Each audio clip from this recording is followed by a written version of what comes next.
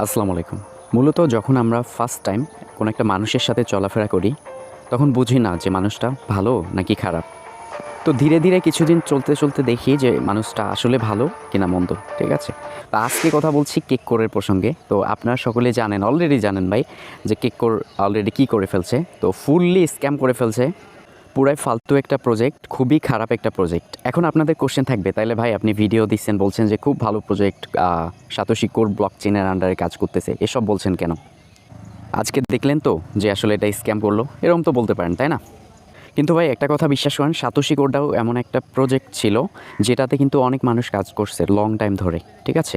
এমন একটা সময় ছিল যে অনেকে কাজ করে নাই, কিন্তু এমন একটা সময় আসছিল যে তাদেরকে হিউজ পরিমাণ কিন্তু বিগেস্ট প্রফিট দিছে। পরবর্তীতে অনেকে কিন্তু আফসোস করছে যে কেন মাইনিংটা করলাম না, কেন 2-4টা ভাই ব্রাদারকে রেফার করলাম না। এমনকি আমিও আনফর্চুনেটলি অনেকটা হতাশা হয়েছি যে কেন ভালোভাবে এটা মার্কেটিং করলাম না, 2-4টা ভিডিও কেন আমি দিলাম না।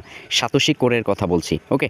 তো সাতোশি কোর যেভাবে মার্কেটে আসছিল, যেভাবে কাজ করতে বলছে, তারপরে আমাদেরকে প্রফিট দিছে, কেউ কিন্তু জানে না যে আসলে সে দিবে কি না নাকি দিবে না, ওকে? তো কেককোর কিন্তু ঠিক সেমভাবে মার্কেটে রান করছে। তারা দাবি করছে কোর ব্লক চেনের আন্ডারে আমরা হচ্ছে ওই নেটওয়ার্কে কাজ করতেছি। তো এমন করে step by step road map সমস্ত বিষয়বস্তু দিছে। এমনকি আমাদের কাছ থেকে মাইনিং করাই নিছে, কেওয়াইসি নিছে, সমস্ত বিষয়বস্তু নিছে। একটা সময় গিয়ে দেখা গেছে যে তারা এমন একটা ভান্তামো করছে। দেখেন, আমি ভিডিওটাতে হচ্ছে স্ক্রিনে সমস্ত বিষয়বস্তু দেখাইতে পারতাম, বাট আমি দেখাচ্ছি না। কেননা আমার ওই এনার্জিটুকুও নাই যে আসলে আমি ওদের টুইটার ভিজিট করে দেখাবো, ওদের আর্টিকেলগুলো পড়ে দেখাবো। এইরকমও কিন্তু আমার মন মানসিকতা নাই। কজ হচ্ছে যে তারা যে পথে হাঁটতেছে ফুললি স্ক্যামের পথে হাঁটছে, ওকে?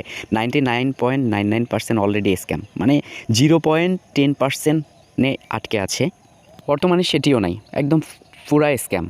বর্তমানে এমন একটা অবস্থা করছে যে মাঝখানে হচ্ছে তাদের এরকম তারা কিন্তু মার্কেটিং করছে। ঠিক আছে? কি মার্কেটিং করছে দেখেন, আইসক্রিম সোয়াইপের ভিতরে কিন্তু $1 দিয়ে 1 লাখ কোর এরকম কিন্তু সেল আউট করছে, এখন যেটা আমি বুঝতেছি। তারপরে হচ্ছে কি করছে, ধীরে, ধীরে ওভাবে সেল আউট করার পর তারা বলছে যে আমাদের এটা হ্যাকিংয়ের সিস্টেম করা হয়েছে, অনেক প্রতারিত হয়েছে, তো নতুন কন্ট্যাক্ট অ্যাড্রেস অ্যাড করছে। তারপর এখন কী করছে, উইথড্র করতে বলতেছে। উইথড্র করতে বলছে, ভালো কথা। এখন আমরা যখন উইথড্র করতে যাচ্ছি, দেখতে পাচ্ছি কী হয়েছে, আপনার আমার যাদের 5, 10, 20 হাজার টোকেন আছে, উইথড্র করতে কোর লাগতেছে হিউজ পরিমাণ, 10টা 20টার মতো। ঠিক আছে? $10 প্লাস, $20 প্লাস, এরকম কিন্তু অ্যামাউন্টের ওপর নির্ভর করে। তো ভাই এখন কিন্তু আমরা তাদের সাথে লং জার্নিতে চলাফেরা করার পর মোটামুটি তো 6 মাস হবে। 6 মাস চলার পর কিন্তু আমরা তাদেরকে চিনতে পারলাম। কি চিনতে পারলাম? যে ফুললি এটা একটা Asian project. India, Bangladesh, Pakistan, এই 3 কান্ট্রির মধ্যে কিন্তু এটা সীমাবদ্ধ। হতে পারে যে কোনো বড় ইউটিউবার, কোনো বড় ট্রেডার এই টাইপের কিন্তু এই সিস্টেমটা করে ফেলছে। তো যাই হোক, ক্রিপ্টোতে এমন একটা বিষয় থাকে যে আসলে দেখা যায় না, চোখে দেখা যায় না। তাদের হচ্ছে হেড মাস্টারমাইন্ড যারা থাকে তাদেরকে দেখা যায় না। তারা শুধুমাত্র কী করে যে একটা প্রজেক্ট লঞ্চ করার পর বড় বড় ইউটিউবার যারা আছে তাদের মাধ্যমে এটা প্রমোটিং নিয়ে কিন্তু এটা পাবলিক করে দেয়। তো যাই হোক, তাদের টুইটারটাকেও ভেরিফাইড করছিল, সমস্ত বিষয়বস্তু করছিল। তো আমি আজকের এই ভিডিওটা খুব বেশি বড় করব না, যাই হোক একটু বড় হয়ে গেছে, সমস্যা নাই। শেষে একটা কথা বলবো, সেটা হচ্ছে যে কেউ কিন্তু জানে না যে কোন প্রজেক্ট কোন অবস্থায় আসতেছে। নতুন প্রজেক্টের ক্ষেত্রে বললাম, ঠিক আছে? হ্যাঁ, অনেক ক্ষেত্রে বোঝা যায় যে একটা প্রজেক্ট রান হয়েছে, তখন বাইন্যান্স, তারপর এমএক্সি, বড় বড় যারা জায়ান্ট কোম্পানি আছে যখন রিটিউট করে, তখন কিন্তু বোঝা যায় যে কোম্পানিটা 100% ট্রাস্টেড। বাট কোর কেককোরের বেলায় কিন্তু এটা মাইনিং যেহেতু, তো ওইভাবে কিন্তু দেখা যায়নি, বা সাতোশি কোরকে তারাই শুধুমাত্র ফলো করছিল, এতটুকুই।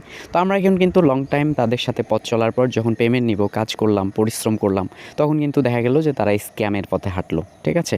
তো এটা নিয়ে বেশি কিছু বলতে চাচ্ছি না। তো আপনারা যারা আর কি এই ভিডিওর জন্য ওয়েট করছিলেন, অনেক জায়গায় তো ভিডিও দেখলেন না যে আমি স্ক্রিন শেয়ার করে সমস্ত বিষয়বস্তু দেখাইলাম না, কেননা এটার উপর আমার কোনো আগ্রহ আর নেই।